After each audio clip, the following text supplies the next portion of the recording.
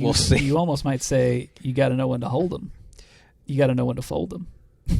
I don't know. What are you referencing? That's a song. What are you referencing? Oh, God. Should I know? Should I laugh? Okay. I'm going to cut this. Wah, wah, wah, wah. Distraction makers. Hey, so I spilled water on my keyboard the other day. And then what happened? I thought it was broken. I thought it was completely broken, and I needed to get a new one. So I went to Best Buy. You know, where you go to buy a keyboard. You went to Best Buy before you Googled it? When you're a hip individual, you go to Best Buy to buy a keyboard. I was thinking I would just replace it with what I already had, which was the Razer Black Widow. I had the original Razer Black Widow Stealth, so it's a little different than the original. Wow. But, right. The keyboard was like 10 years old, and it'd been working great. I was like, this is kind of impressive. So, go to Best Buy. Try out different keyboards, because you have to try them out before you buy one. You can't just buy one. How did you try them out? You can tap on them. They're there on display. Okay. So, that's what you just went around and typed on a bunch of keyboards? Yeah, I was like, let me get a feel for it, and then ultimately I land back on Black Widow, and I was like, okay, this is fine. And $230 for that keyboard. $230. Yeah. So I was like, that seems like a lot. And then I get home, and I decide that I'm going to do some research afterward. Good call. Because it was definitely, so expensive. definitely that order, right. for sure. It was so expensive. I was like, okay, well, let's look into it. And it turns out I can get the world of mechanical keyboards is insane now. Mm-hmm. When I bought mine, I've always liked mechanical keyboards. I like the clackety clack stuff. Yeah. And I didn't realize how crazy it had gotten. I think during the pandemic it kind of exploded. Right. Yeah. And so I realized that I can get a keyboard that I can fully customize for around the same price as what the Razer one that I had purchased. And also turns out the Razer one that I got was double tapping keys. So you'd push G and it'd give you 2 Gs. Oh, yeah. And I've had a keyboard do that. This is a $230 keyboard that I just bought, and it double taps keys. This is insane. So at any rate, now I ordered a Keychron, which is I don't know, apparently one of the... How much did it cost you? Also around $230 okay. with shipping. So, it's shipping from outside the country. So, okay. At any rate, so... Not that bad. Yeah, I can't believe how customizable they are. It's kind of crazy. I haven't looked into it. I just know that they're customizable, but I don't totally know why that matters and what that means. Because I think if I used any keyboard that's not just in the shape of other keyboards... We'll give an update on whether or not this keyboard's worth keeping for me. What's the point of I don't understand the customizable... So the tactile nature of... Do you have a mechanical keyboard? Yeah, I think I have one. Yeah. Okay, so the tactile nature, you can change the way that the keys feel to press, right? There's different types of switches, which are the things that control, like you have caps, right, which are the actual keys you press, and under those are switches. And those you can customize to feel lots of different ways. You got a linear switch, which is one that is feels the same all the way down, right? You can have a tactile switch, which is a little bump in the middle. So you're pushing down and you feel it when it actuates. Boop, you can feel it just a little bit. Okay. And then they have clicky tactile, which it'll make a click when it makes that transition. Okay. And the Razer one that I bought was clicky tactile, and my previous one was just tactile. And I was like, this is crazy. It's way too loud. It's click, click, click, click, click, click, and I like the clack, but not the click, right?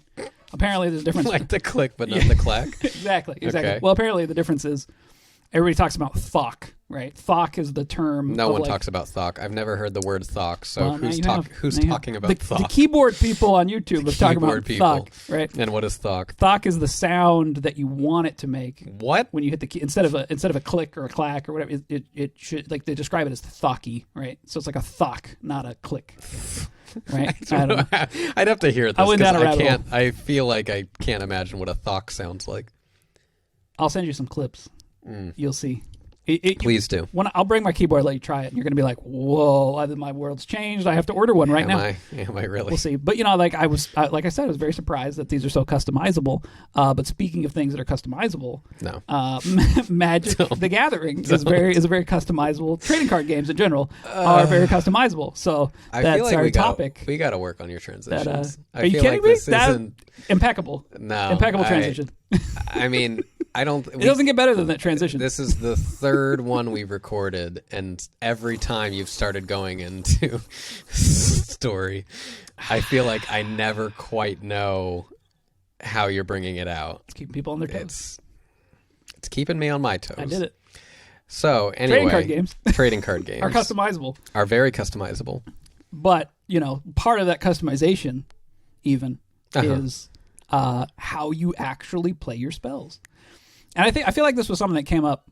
Why did this come up recently? I'm trying to remember why we were talking about We were in a game test night, and we were talking about, in particular, we talked about Flesh and Blood and its casting costs. Right. Okay. Like how that system works. And you got very passionate and talked about why Magic has the best casting system of all trading card games, which is what everyone's trying to fix. Ironically, or coincidentally, the first trading card game happened to land on what I wager is probably still the perfect formula, or as close to perfect. You think it's the perfect formula. Well, okay, so we were talking about casting systems, and we were talking about how everybody thinks that mana screw or mana flood, right? Meaning your resources are in your deck and you've drawn too many of them, or you've drawn not enough of them to actually play the rest of your cards, is a problem to be solved. Right. And I guess just sort of to start the conversation about it, I feel that it sort of is a problem to be solved, I suppose, but people are trying to solve it without understanding what it's actually doing. When you're building your deck and you need to decide, okay, how many resource cards do I actually need? That's one way where the mana system is showing its prowess, right? That strategy that you're bringing to the table before you're actually in the tactics of playing. Right. It also makes it so the game isn't so linear. We've got these games that are basically like, okay, well, we're just going to give you a mana every turn, like Hearthstone. And what you're losing by doing that is that you're taking away variance. Right. You're basically saying, okay, well, we're going to make sure that you have 1 mana on turn 1, 2 mana on turn 2, 3 mana on turn 3. Where in Magic that might not be the case. Right. So to sort of wrap up my general argument here is that card games thrive on variance. It's one of the reasons why you play card games. And you removing the casting system, taking it out of the deck, removes so much of the tension of deck building and removes the dynamic lines of play that emerge from those overlapping systems of randomness. Meaning that when I'm playing a competitive game of Magic, I have to work with what I'm given. I can come with a strategy prepared, meaning I built my deck to do a specific thing. I've play tested my deck. I've done the reps to figure out exactly how it's supposed to work. But it doesn't mean it's gonna work the way that I intend it to every time.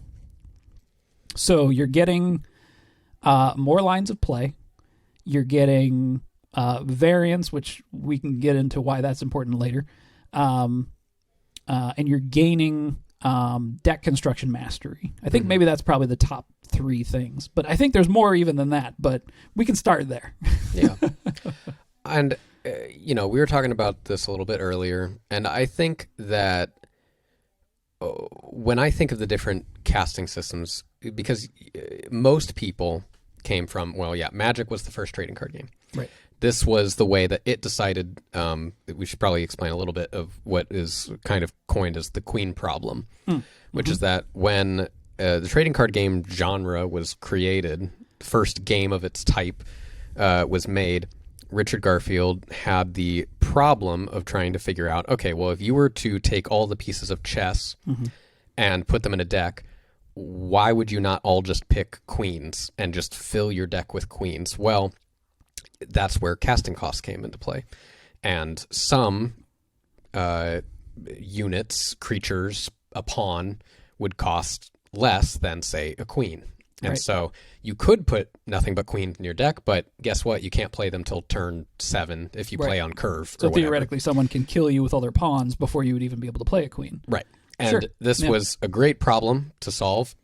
Kind of amazing that no other game had really had a system like that, as far as we can tell. Well, we sort of brought up, I mean, this is like loose, but Monopoly kind of has something kind of like this, which is that, different properties cost different amounts of money based on how advantageous they are to you for you to purchase them.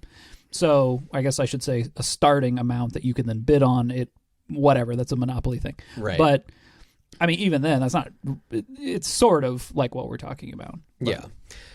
And I think that when other people have come in and they decided, okay, well, we're going to try and fix the mana screw problem or the mana flood problem, the mana problem of Magic, I think back on Mark Rosewater, who designed or was part of the design team of Duel Masters.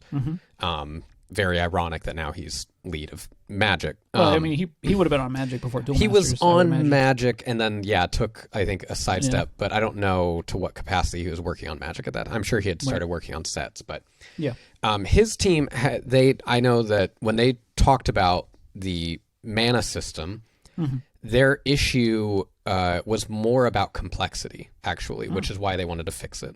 Yep. They did want to ideally guarantee you play cards, but really the complexity of the mana system is something they wanted to trim down. And the idea of deck construction and you having to know, like, okay, how many mana cards do you put in?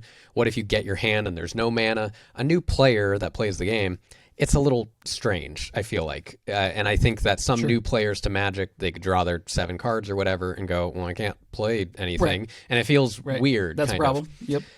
So they tried to fix that, and Duel Masters uses a system where you can have any card in your hand act as mana of that particular color, and as long as you pay at least 1 mana of that color, you can play any creature, with the mana cost of that same color. So in Duel Masters, I've only played it like the once with you, and it was Kaijudo, which is like a different version of basically the same. They actually have colors in Duel Masters, what you're saying, where any card in your hand can be played down as mana of that color that creature is? Yes, but there is not a color locking. So you need a red mana to play a red creature, but you only need 1 red mana out of all the mana that you spend to play that creature. And it's always just 1? And it's a 5-cost creature, but as long as one of those 5 mana that you spend is red, you can pay for it. Huh. Yeah. Okay. Interesting. So it's like removing some of Magic's granularity where something could cost 2 red or 1 red and 1 of any color. Exactly. As long as you have some red. So you have to sacrifice something in order to then eventually pay for red down the line. Okay. Interesting. And, I think that they did a very good job of streamlining and simplifying and removing some of the complexity of the mana system. Sure. But even Mark Rosewater has admitted that in doing that streamlining, you do lose something. Yeah. You lose some of that spontaneity, and we've talked a little bit about, because that is so consistent, because you can guarantee that you have a mana each turn. Yep. All of a sudden, there's not that moment where it's like, okay, I play on turn 1, I play on turn 2, I have a 3-cost card, but I can't play it. But yet. I can't play it yet. Yes. Yeah. So what do I do now? Yep. And you have to improvise. Yep. And because it's so consistent, there is still variance with drawing cards, but it is significantly more likely that you will be able to play your cards in a game like Kaijudo or Duel Masters or Hearthstone. Or Hearthstone or any of those other games that started taking that system. I get the other thing that I want to bring up is okay, so we can contrast Hearthstone a little bit with Duel Masters in that Hearthstone just sort of gives you a mana crystal every turn, right? Yeah. And it's not in your deck, and you're not making any kind of a choice of what card in your hand you're going to play as mana, right? Where something like Kaijudo or Duel Masters, it being a physical game, it's a little bit more difficult to just give you that 1 mana separately from your deck every turn. Yeah. However, and I see this solution come up a lot, which is, well, why don't you just let people play a card from your hand, right? In mana mode. I think even Lorcana does this, right? Yes. I think it's funny because if Mark Rosewater is talking about removing complexity from the mana system, I think complexity becomes gets added in, or at least extra decision making gets added in, where you have a new player that's looking at the cards in their hand going, oh, I can't wait to play these. And you're like, wait. Yeah, you got to turn one of those into mana now. And you're like, well, I don't want to. I want to play all these cards. Well, how am I supposed to make that? Well, just pick the one that has the highest mana cost and turn that into mana. Oh, well, that's my favorite card. That's Yeah. Epic Mickey or whatever. I don't know what's in Lorcana. Epic Mickey. Okay, Grandpa. Robin Hood. I don't know. Whatever. And like I don't want to turn that into mana. I want to play that card. Right. Which is the big problem, and that is actually what most of the designers, people of Duel Masters, said the same thing as as I don't know if it's the head designer of Lorcana, but I watched a video of him doing a playthrough, and that was his recommendation to new players. Is like if you're unsure, spend the thing with the highest cost because you're turns away from being able to play that, and that's not the instinct of most people. Is big card, big boom, want to play big thing. You want to play your cards. It's actually funny because the thing that gets brought up a lot about the problems with Mana Screw is that I want to play my cards, right? I don't want to not be able to play my cards. Well, in that solution, you're ensuring that they don't get to play that card. I guess unless they draw another one later, I suppose. Right. But like, I don't know. That's a tough sell for me because as a new player, you're going to have a really hard time deciding what the right card to turn into mana is. You're also going to be turning your big, exciting cards into mana more often than you're going to be playing them. I do think it's interesting. I think it loses that spontaneity that Magic has. It loses that there is an extra level of variance. But I do think that new players, I think the decision-making of what do I sacrifice is still an interesting decision to be had. But you're adding in... Okay, let's contrast Magic a little bit then, right? In Magic, you know when your card is a land, and that's all it's for. Right. You take all the complexity and you have it up front in the meta phase and the deck construction so that you don't have to have deck. You can buy a pre-constructed deck. That is true. And they're better than ever. What are you trying to say? I'm saying that the Lord of the Rings decks are ridiculously good. Yeah, they are very good. If you're getting into Magic, buy a Lord of the Rings deck. It only costs you $60 to $80. Yeah, I don't even know what they're at this point. Yeah. But my point being that you can remove some of the complexity of deck building through pre-construction. But yeah, I think that the ability to look at your hand of cards and know, okay, I don't have to think about which one of these to turn into mana. I know which one is already mana. I can just play that. Right.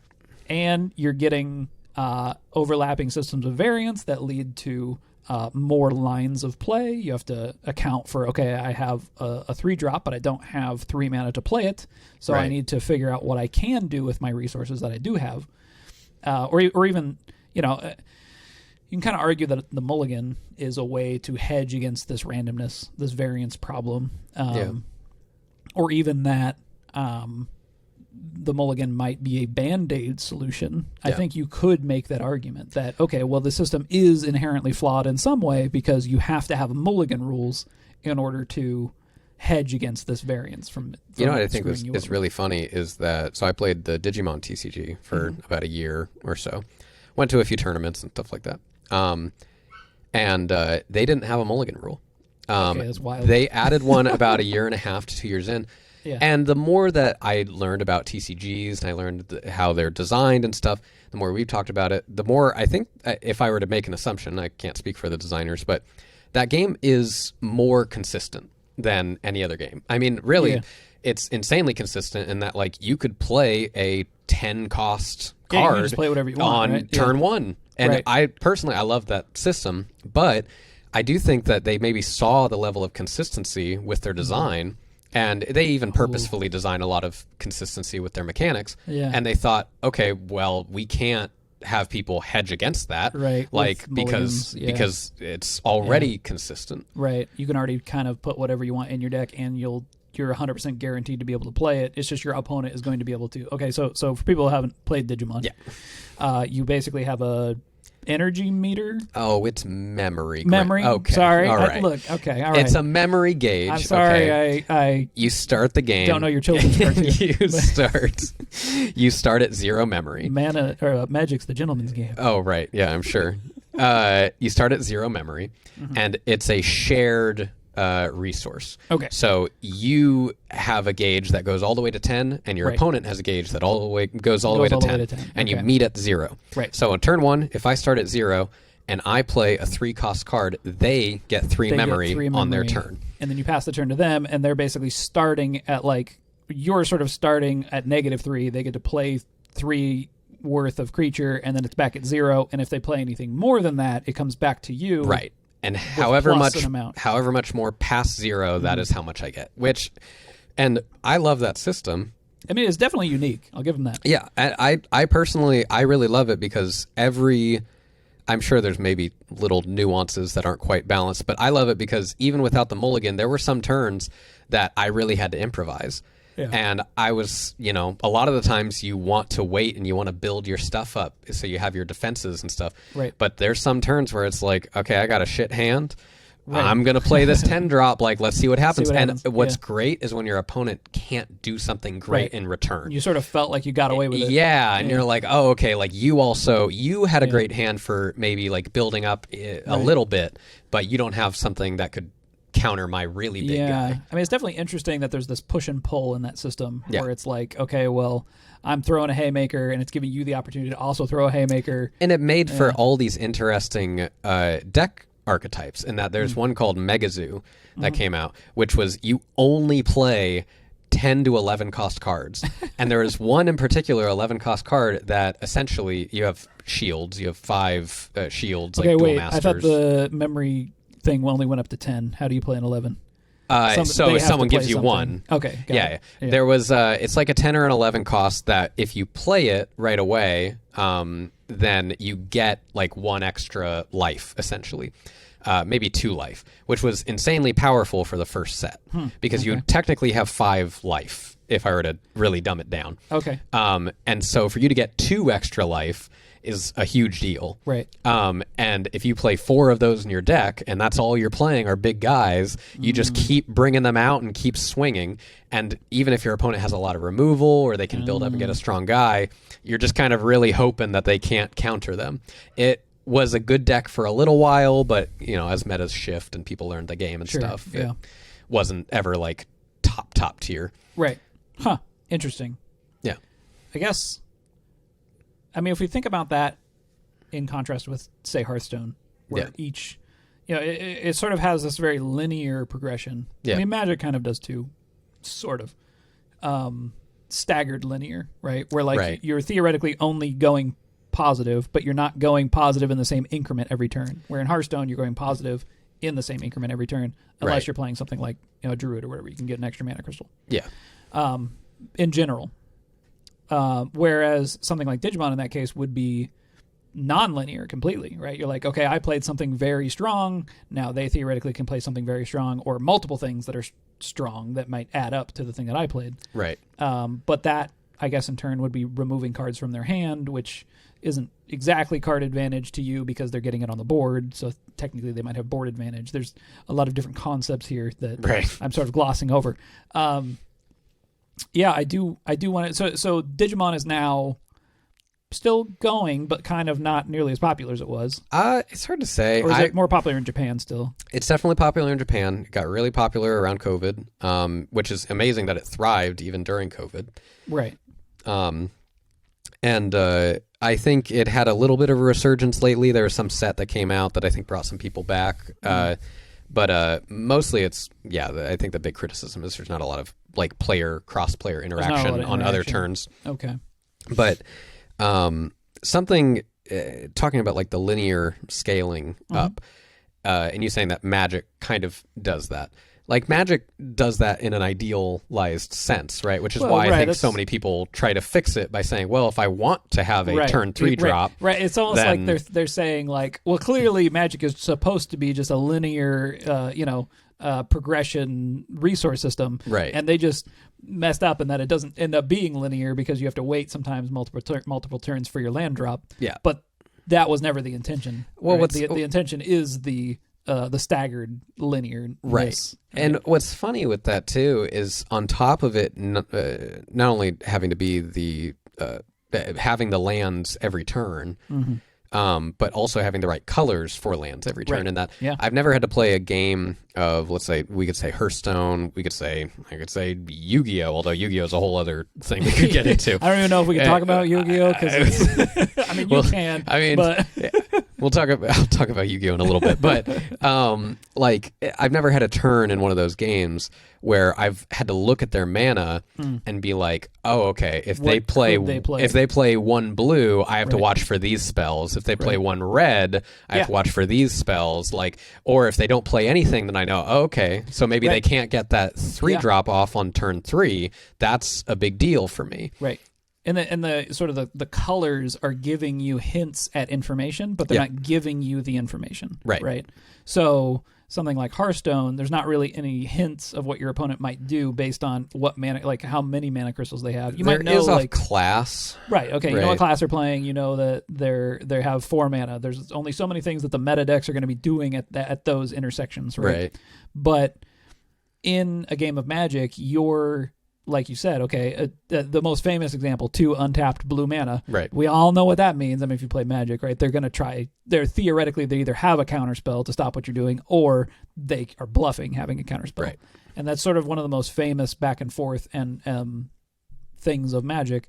But it's not like the mana system itself is what's allowing some of that information to come out, right? Yeah. So even within the resource system, you've got these structures built about how to communicate different amounts of information to your opponent that you lose if you get rid of a colored mana, right? Right.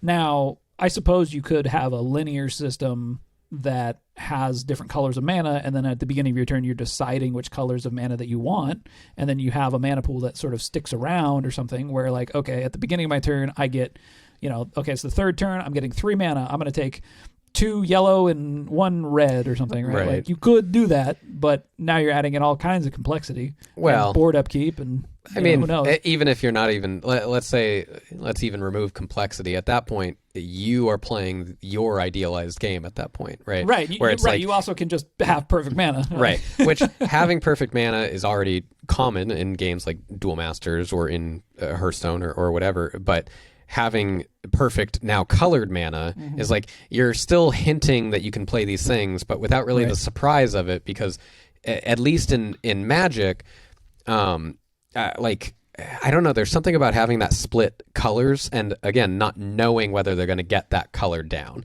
And there's plenty of games that I've played when I played a little bit of Standard on Arena or whatever, and the better I got at the game, the more I was looking at mana. Yeah. As opposed to, looking at mana and looking at cards in hand. And it's amazing how much information is given to you when you start looking at that stuff. Right. And you start seeing, like, okay, they have this much untapped mana and this many cards in hand, but they didn't play, maybe they have 1 card, but they didn't play that last turn. So, okay, so it's probably not like a creature. And then, like, you can start deciphering these things. Yep. And you can't quite get that much information. It is a lot of complexity.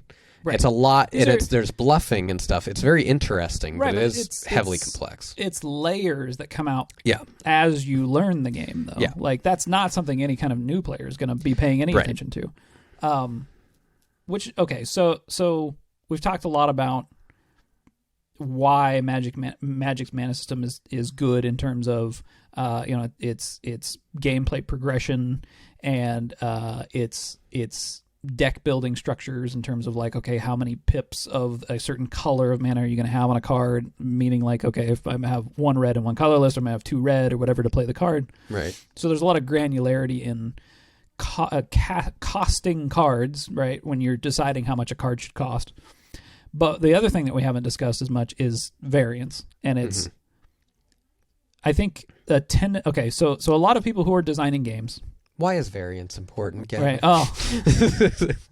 So it's interesting because I think a lot of people that are wanting to design games come from a competitive background. I think that sort of is a normal flow and makes perfect sense, right? You're heavily invested in a game. You enjoy playing it enough to want to do it at a competitive level. And so you're either going to want to work on that game, or you're going to want to make your own game, and you're going to want to. You start to feel some of these tensions, like, I just wish my skill was the only thing that mattered, right? Right. And so you look to design a game and say, okay, well, in this game, skill is the only thing that's going to matter. And suddenly you start following that line through, and you get to something that kind of resembles chess. Right. And that the only real variance in chess is your opponent. or who And goes first. even that's arguable. Even that's arguable. And the problem in those situations is that the game becomes solvable. And don't get me wrong, there's a lot of different combinations of moves in chess, and there's a whole lot of memorization that can happen there. And recalling, like, okay, well, if I'm in this position, they're in that position, what are the possible things that they're going to do? How are they going to respond? That kind of stuff. Right. However, one of the strengths of card games is the fact that you have overlapping systems of randomness that create many different possible lines of play and area, like places that you can end up in, right? So instead of it being about memorization, it is somewhat about memorization. You should get those reps in with your deck and be well versed at how to play it and how to execute different lines of play in your deck. But those are going to change based on what mana you have, what mana your opponent had, what deck your opponent's playing, all kinds of different things. Okay, so you've got different situations that occur because of this variance. The thing that it adjusts, a lot of people say variance and skill, luck and skill, are dynamically opposed forces. But I look at them as complementary forces, right? You can have a game that has lots of luck and lots of skill. You can have a game that has lots of skill and no luck. You can have a game that has a lot of luck and no skill. Right. So some good examples of these things. Let's just talk about lots of luck, lots of skill versus no luck, no skill, because it's really kind of the argument that gets made here. Poker is a game that is high skill and high luck. Right. Nobody is going to say that poker doesn't have any kind of skill associated with it, that it's all randomness. That would be a game like, I guess, Yahtzee. Shoots and ladders. Sure. Yeah. Shoots and ladders. All luck. If that's even a game. If that's even a game. And then it's something that has very little variance or little luck is chess. Right.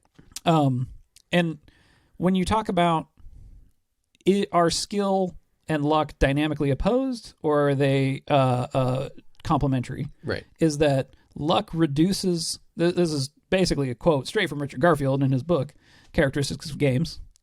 Read it. But he basically talks about how luck reduces the returns that you get from skill, which means that skill is still a huge factor. But with luck being introduced, skill in any given game, you're getting less of a return for the amount of skill that you have. So basically, the top Magic players have a winning percentage that's less than 60%. It's somewhere between like 55 and 60% of games. When faced against each other or any player? Yes. When at a... Okay. Not any player. Right. when at a major tournament, right? Right. When you look at the records of win-loss records, it's somewhere less than 60%. Yeah. The best players in the world might be 60%. And the reason why is because, like, you're not looking at any individual game as to whether or not, like, how skilled someone is, right? You're looking at their records, right? Looking at, okay, why do you play a tournament that's, takes 2 days to play, is 16 rounds? Why are you playing so many games of Magic to get to that top 8 cut, right? This is Swiss tournament structure. I don't know. I'm getting in the weeds here. My point is that Magic is played best 2 out of 3. You have mulligans, which are ways for skilled players to utilize their skill to theoretically win the game and get and have multiple opportunities to get that return from their skill. It's not just played in one game and that's it, right? Right. And the reason why it's done that is because the returns from skill are less, meaning, again, that a very skilled player is still, at their best, is only going to win 60% of the time. Part of the reason why you want this in your game is that it allows you to have sort of more buckets of players being able to play against each other. So different skill levels of players can have games that are meaningful. Right. Versus, like, let's say a new player at chess and a very experienced player at chess. They shouldn't even, like, it's almost like they shouldn't even bother to play against each other. Right. Because they'll lose 100%. They'll lose 100% of the time. Where, I don't know, 1% of the time, a brand new player at Magic might beat a pro player. Right. Right. So the reason why you want that is so that new players want to play the game. Right. And over time, the gap between your best players and newer players in a game that has very little luck is going to become wider and wider and wider and wider and wider. And like suddenly you just have a game that's only players that are very skilled at the game, and you're not bringing anybody new in. I mean, I certainly think that Magic, just as a game in general, has a lot more excitement to it than something like chess. Whereas chess, the interest that I'm assuming most people that handle it, even casually or competitively, is you're viewing it almost as a test of your own skill, like not just against your opponent, really, but it's also against your own memorization of the moves that you have learned and what you can execute. And in Magic, that spontaneity, I think, just keeps things so exciting all the time. And yeah, I think that showing someone a new game, even someone that they spent $200 and got this great meta deck or whatever. Yeah, 200. Yeah. It's speaking from personal experiences that anytime I got into a card game, I had a friend that would immediately drop $200, build a really great deck, and then just destroy us. But there was always still a chance that we could win, and every now and then we'd still win, and it's because of that variance. I do think that there's a fine line, though, because I think talking about it, there are a lot of players that are going to continuously argue. Like there's you explaining the top players are only going to win 60% of the time or whatever against other top players. Other top players, against I still think a new player, it's going to be substantially more than that. I still think there's going to be people that hear that and are going to be dissatisfied with that. With 60%, that they should be winning more often. Probably, yeah. Sure.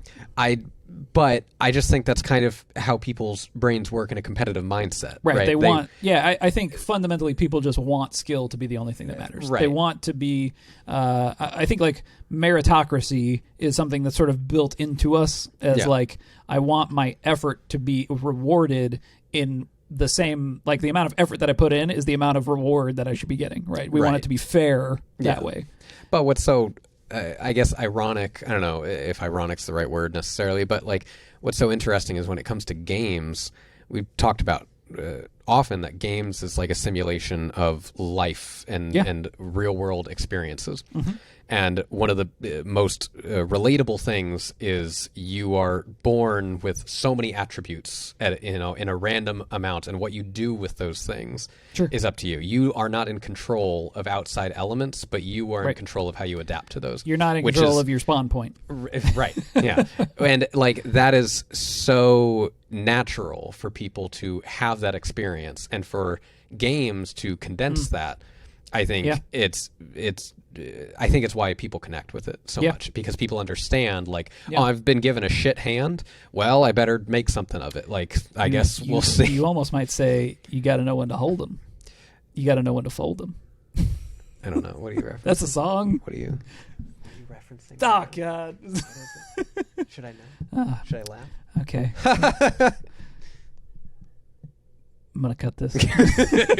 At any rate, I think you're right, though. I think that that simulation of reality is so interesting. We were kind of briefly talking about this before, that sports, I think, are something that people perceive as being very skill-based, right? Yeah. Skill is what should matter. And that when you stop and actually analyze things, I think that being not a sports fan at all, so this will be interesting. No, please go ahead. Use sports terminology. So I'm a fan of sports in their game design, but I'm not necessarily a fan of watching. Anyway, that is the nerdiest way you could say you're a fan of sports. Yeah, pretty much. So the thing that's interesting to me is that that the more players that you have in a game, the more variance that there is, right? The more ability there is to have one person make a mistake and create an opening for the opposing team. Well, there's variance in players too, right? There's different physical capabilities. Yeah. And you can look at it like even in team building, like let's say football or whatever. You can build a football team that's very defensive. You can build a football team that's very did I say offensive, defensive, offensive? You can build it in different ways. Yeah. You can build a football team that's good at passing, that's good at running, things like that, right? And you have a certain I feel like amount this is not how people think about building football teams, but maybe it is. Yeah. So you look at like fantasy football leagues, right? And you have a certain amount of money to buy your players. This is exactly how teams are built in football. Right. They have to think about how much money do I have to spend on certain players? Where are we at in draft picks? As these new players come up, it's kind of like drafting Magic. I could see it being very addictive. Pretty interesting, right? Yeah. So, any rate, that's the strategy versus the tactics. But if we look specifically at tactics in terms of actually playing the game, the more people that you have on the field, the more variance you have. Right. And if you stop and think about it that way, I think there's a reason why American football, or at least here, or soccer or whatever, games that have more people on the field are inherently more interesting to watch than, say, something like tennis or golf, where it's a single person. Wow. Now, are you saying you don't like tennis and you don't like golf? Are you saying they're boring to watch? There's a lot of people that like tennis and golf, but again, you have more players on the field, you have more things in motion simultaneously. It makes for more interesting and lots of different lines of play. There's a lot of opportunity for a lot of different things to happen. Right. You look at, even looking at baseball, baseball is okay, you have an interaction between a pitcher and a batter and a catcher, and then there's people out in the field, but really in that moment, the pitcher's trying to outpitch the batter. I think there's a reason why. I mean, again, I don't know for certain because I'm not that much into sports, but baseball is not as popular as American football, as far as I know. I actually don't know. I don't know I'm if that's assuming true. so. I'm assuming that's true. Yeah. I need to look up, we'll put stats on the screen maybe for how much football makes versus how much you're baseball editing, makes. so if you're wrong, you won't put the stats on the screen. Any rate, my point being that a lot of people perceive sports as being solely a skill-based activity when variance plays a huge role. Yeah. And so when you abstract those real-life experiences, well, one, sports is already an abstract of real life, but you abstract it further into a tabletop game of some sort, you're not really simulating much of anything in reality anymore. Like chess, I think, is less relatable to people than poker even, right? Like something with more variance. I do think that if you sat down and you were like, hey, random person that doesn't really play any games, would you like to play chess or would you like to play something that's much more high variance? Monopoly, I don't know, Yahtzee. They're probably going to choose the thing that's more high variance, right? Probably. So it does depend on your target audience, I think. But I would argue that even competitive players, they might say that they want something that's low variance, but I don't think that's actually true. Right. So, yeah, I don't know.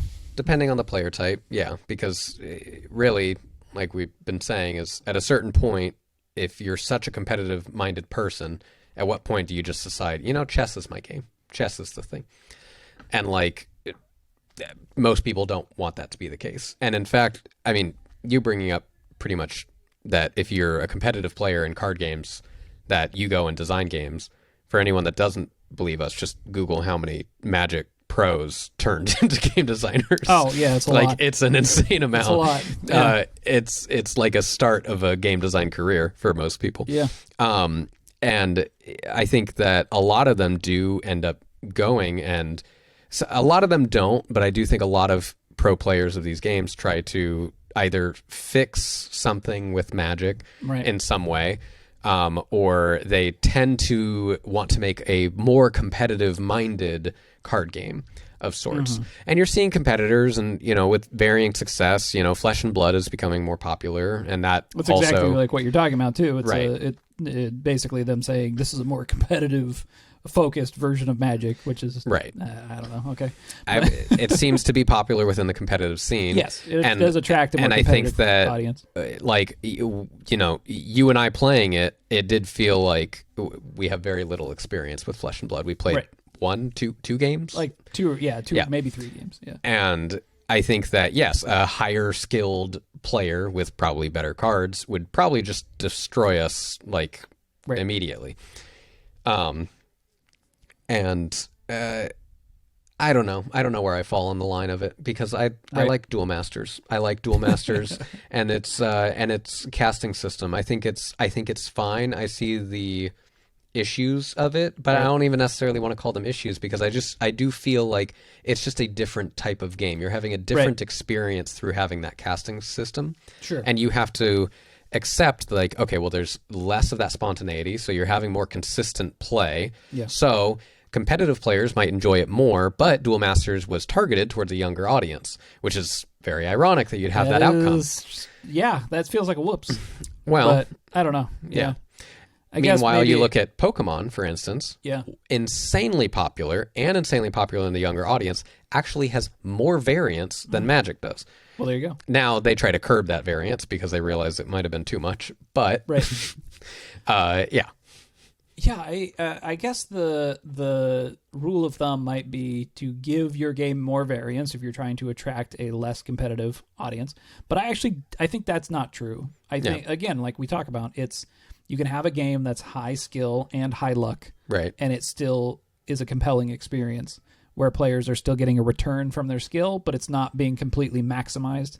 And like I was saying before, there's those sort of player buckets, right? You've got like the beginner player, the intermediate player, the advanced player, and all the buckets in between. And I think the more of those buckets that can have games to play against each other that are meaningful and that feel like good games, that's what you want, you know? Characteristics of games, Richard Garfield talks about how you basically want a 20% chance at least for someone from one bucket to beat somebody in the bucket above them. Right. And if you follow that all the way up the chain, somebody at the very top of the chain is not going to have a particularly great game against somebody at the very beginning of the chain. But a healthy metagame is going to have people all along that chain able to play against a lot of different opponents. Right. And have, a meaningful shot at actually winning that game. And again, I think part of the reason why you don't necessarily want to make a game that's just skill-based for a competitive audience is because it starts to come down to memorization. It comes down to, I already know my line of play. Like, let's say a card game only has 7 cards, and they're whatever cards you want, and you have a hand of 7, and you can play whatever cards you want. There's no mana. You can just do whatever you want. 7 cards, right? Mm-hmm. You're going to create a game plan, and you're going to execute exactly the same game plan every time. Like, there's going to be a little bit of variance because your opponent is also going to have a hand of 7 cards trying to do their thing. But you know what their 7 cards are. Right. So why are you even playing that game? Right. Right?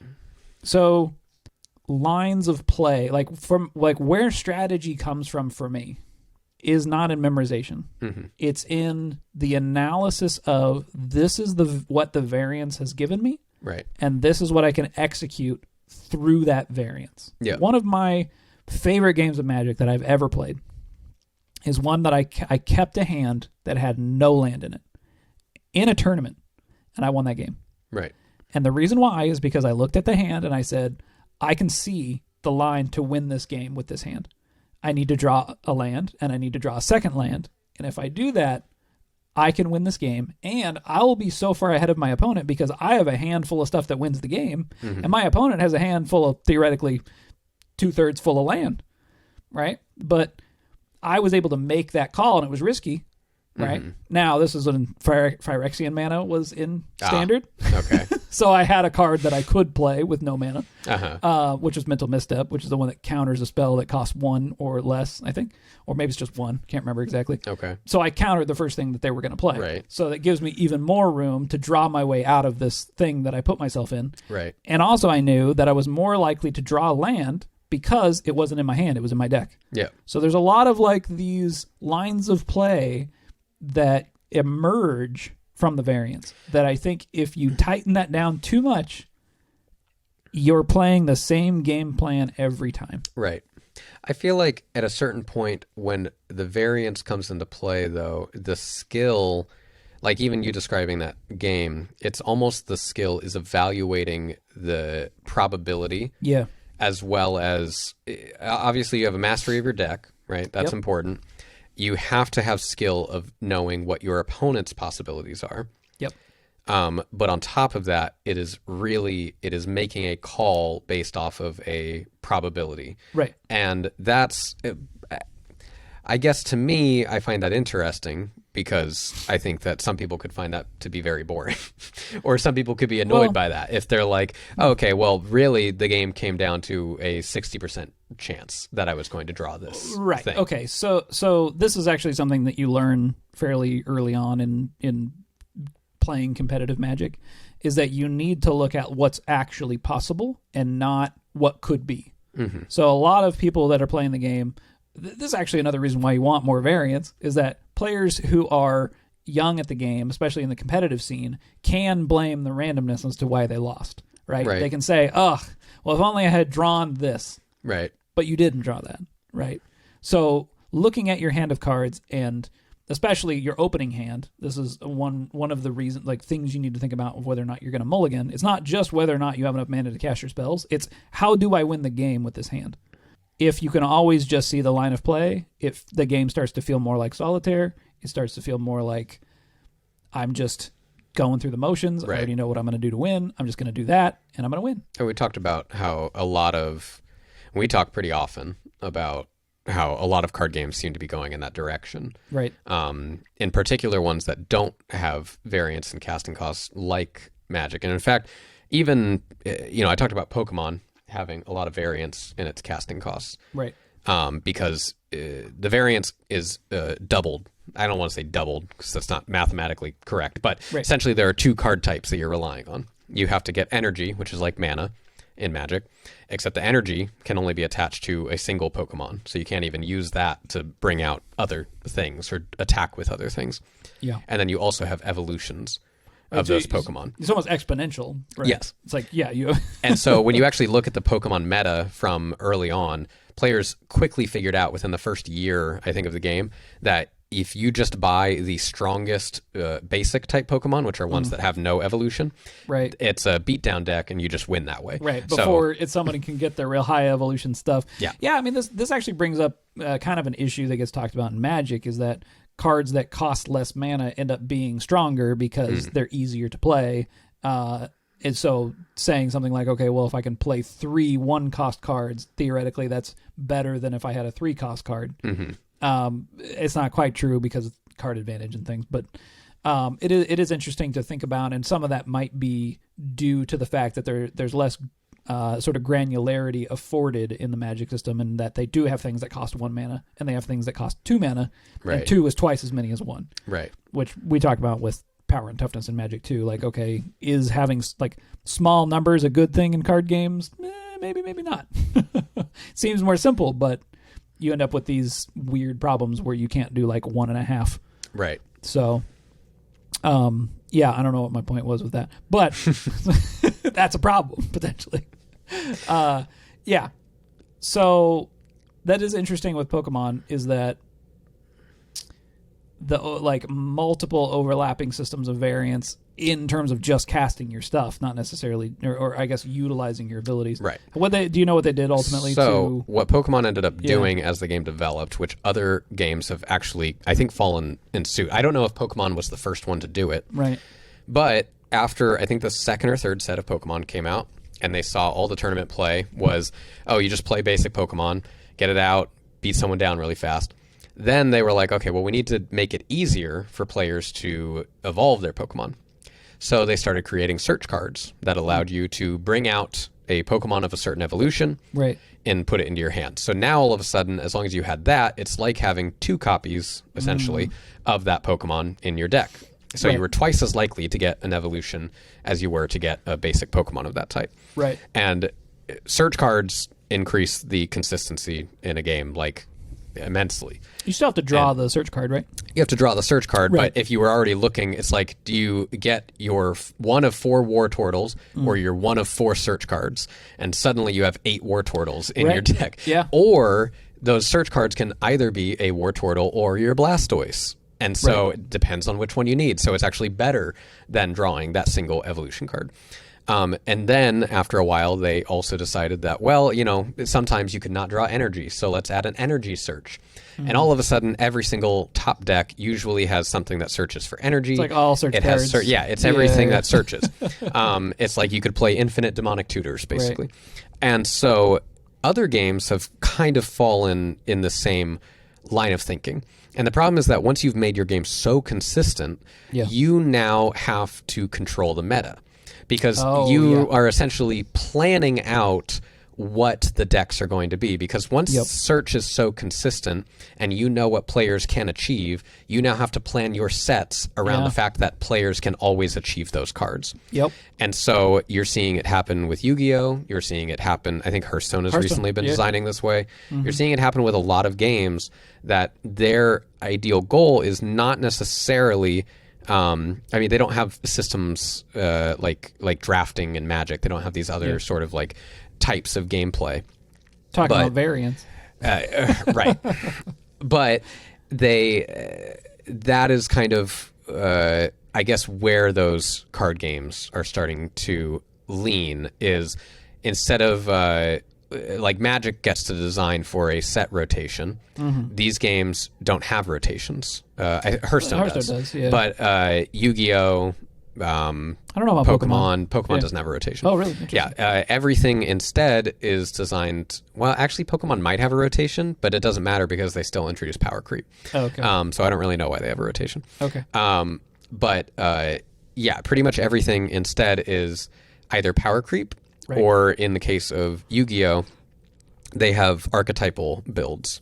So everything has to fit within an archetype. Oh, right. So they've sort of like figured out a way to sort of like limit your deck building based on like, okay, these cards can only be played with these other cards. Right. Something that I don't know if I've talked about this on the show yet or not, but something I think about when I'm designing card games is I think about them more like Lego bricks, right? Yeah. And the more specific that Lego brick becomes, the less things it can be used to build, right? Like you need your basic bricks. Sometimes you need a windshield, but not very often. Right. So... It's like when I read a card that says, if you have Blue Eyes White Dragon on the field, search your deck for Blue Eyes Infinite White Dragon. It's like, okay, I guess I have to play those two cards now in that deck. Yeah, I feel like that fundamentally misunderstands why card games are so great. I think that the conversation that you can have with your players as a designer, the input that you can get from them, the back and forth of here's the tools, here's the Lego set. Right. Build what you Build what you want with it. Right. I think that loses a lot of the magic of card games. So, and maybe... Wow. And maybe we'll get into the topic of meta. Well, we talked about meta, but we talked about meta kind of in a different way. Yeah. Without talking about card games. We were talking more about, just like the last episode, talking about the meta of games in general.